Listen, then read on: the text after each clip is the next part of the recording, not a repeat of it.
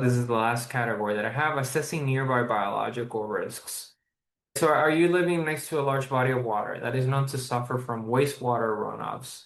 I tried to allude to that in the example of Virginia.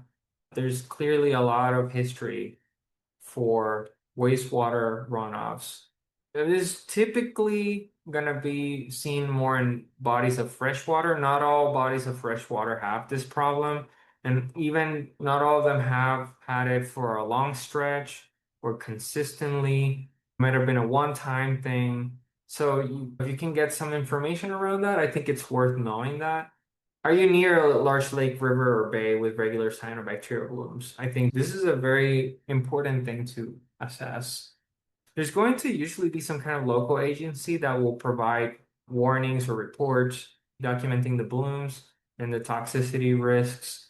So that's one layer, but I think from a source perspective, if you're near, if you're within a mile, I would try to avoid anything within a mile. If it's a 2 to 5 mile radius, I would, or even more. But if it's somewhere in the vicinity, I think you should definitely do the Actinobacteria dust test report from Envirobiomics, which includes a cyanobacteria report.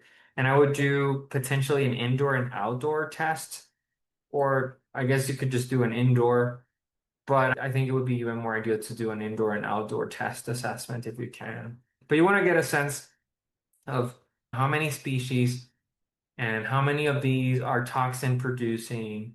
What is the quartile level? Do you have half a page versus 3 pages worth of cyanobacteria in that report?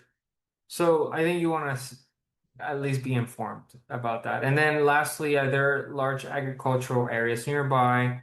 So farms, big farms, particularly that have a lot of manure activity, that's a proxy for endotoxin activity. Now, some agricultural areas, depending on the size, depending on how active they are, depending on the wind conditions, they may or may not be problematic.